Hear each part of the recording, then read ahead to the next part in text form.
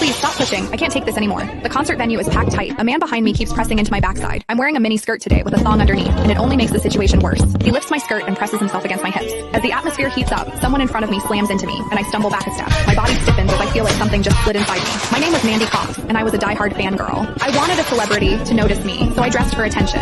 I wore heavy makeup and made sure nothing about me went unnoticed. My low-cut top revealed a wide stretch of skin, and my chest bounced with every step. I paired it with a mini skirt that barely covered my thighs and sexy white stockings which hugged my legs. But when I arrived, reality hit. The concert venue was packed so tightly I couldn't move, and the crowd swallowed me whole. The celebrity was never going to notice me. I craned my neck and shouted, "Darling, take me." I never imagined that line would draw the wrong kind of attention. Instead of the celebrity, it caught a filthy creep. After I shouted it, I became aware of a man behind me, repeatedly bumping into me. At first, I brushed it off. In a crowd that dense, accidental contact was easy to explain, but the feeling wouldn't go away. Something hard kept pressing against my butt from behind. I assumed I'd accidentally backed into his hand where it rested behind me, so I turned and offered a polite apology. "Sorry, I didn't mean to bump into you." He paused, then flashed a leering smile and said, "It's okay, I don't mind." When I turned back toward the stage, I felt him press against me again, more deliberate than before. I kept my attention on the celebrity on stage and shut him out. The man became increasingly brazen, pulling up my skirt and pressing close against my backside. I had only a thong on underneath, which left my butt exposed. I felt his touch directly against my skin and assumed it was his finger. Only then did I realize something was wrong. The pressure was warm and solid in a way a finger could never be.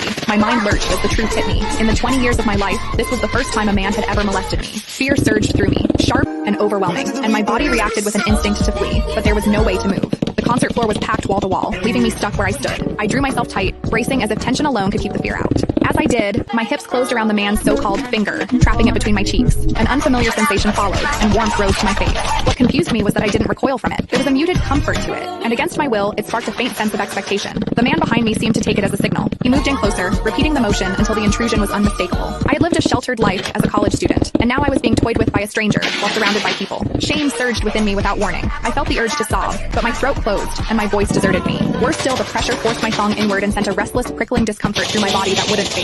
A quiet, involuntary sound escaped me, and the embarrassment followed instantly. I gathered myself and strained to suppress it, holding it down until my throat tightened. The blaring music and the screams around me drowned everything out. With every eye fixed on the stage, no one was aware of what was happening to me. At the same time, the intensity continued to rise, touching something deep inside me. I bit down on my lip as cold sweat traced my spine. My awareness was tipping back and forth between humiliation and a pleasure I couldn't bring myself to name. I knew I couldn't take it anymore if it continued, so I turned sharply to face the man behind me. "Please stop pushing. I can't take this anymore."